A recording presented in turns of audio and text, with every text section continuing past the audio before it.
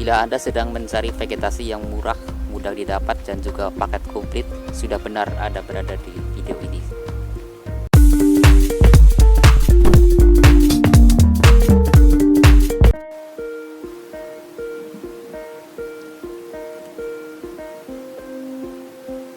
Halo, apa kabar kawan? Pada kesempatan kali ini saya akan mereview sedikit tanaman khas tuba lokal yang merah di sana tempatnya.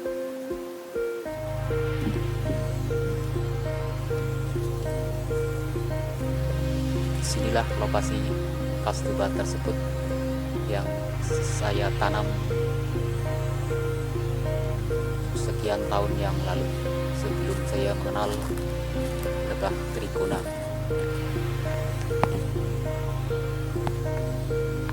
Khas tuba dulu saya mengenal hanya sebagai tanaman pagar yang sekarang ternyata banyak manfaatnya. Salah satunya adalah untuk vegetasi trigona atau gelulut yang kita pelihara. Dia itu tanaman yang komplit karena mengandung tepung sari atau bee pollen dan juga nektar. Ada juga resin yang terkandung di seluruh bagian tanaman tersebut, baik di daunnya, kulitnya, bahkan sampai akarnya. Terlihat di situ bahwa lebah trigona sedang mencari makan di pagi hari yang cerah ini.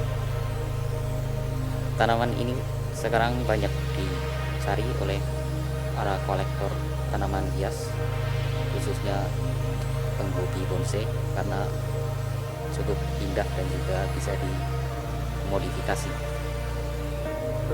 Fokus di vegetasi trigona, bahwa tanaman ini adalah tanaman yang murah, bisa dicari di kebun-kebun tangga kalau ada, dan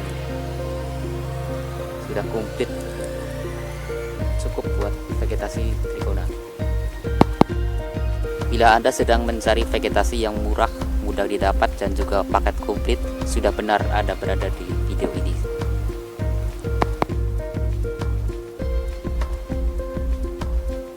Lanjut, sebelum Anda memelihara lebah trigona atau kelanceng atau juga gelulut, memang sebaiknya memperbanyak dulu vegetasi. Vegetasi adalah paket komplit untuk keberlangsungan hidup dari trigona tersebut. Dia harus mengandung 3 unsur. Yang pertama jelas resin atau sumber getah sebagai pertahanannya, dan juga sebagai pembuat topping atau kantong-kantong madu dan juga kantong telur. Dan yang kedua adalah sumber bee pollen, karena dia adalah sumber pakan dari lebah ratu dan juga anak-anaknya. Dan selanjutnya adalah sumber nektar, cairan manis yang kadang juga asam dan juga pahit, yang terkandung dalam berbagai macam vegetasi berupa bunga-bungaan, bunga biasa, bunga rumput, dan juga bunga dari buah-buahan. Kesadaran akan madu organik atau madu asli dari alam itu bagus, dan ada baiknya Anda memelihara sendiri sehingga itu tidak merepotkan harus beli-beli terus setiap hari.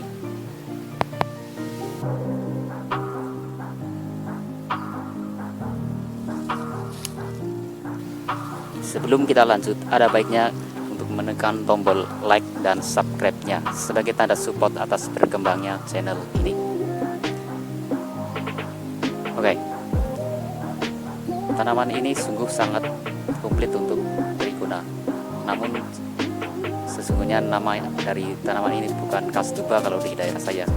Namanya adalah tanaman perang mari, atau jika Anda terperang atau terkena luka benda tajam, diolesi dengan getah ini maka akan mari atau sembuh. Itulah istilah lokal yang ada di daerah saya, daerah Jawa Tengah.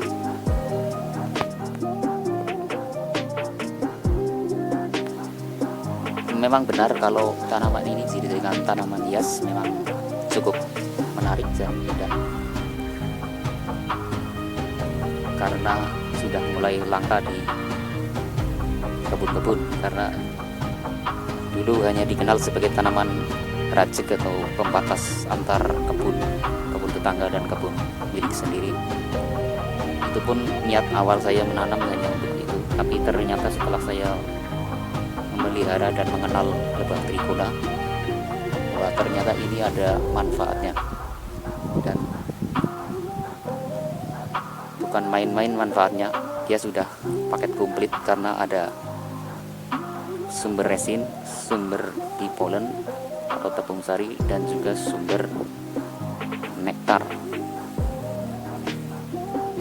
Ciri-ciri dari tanaman ini adalah daunnya berwarna hijau tua seperti agak meruncing di bagian ujungnya dan rapuh.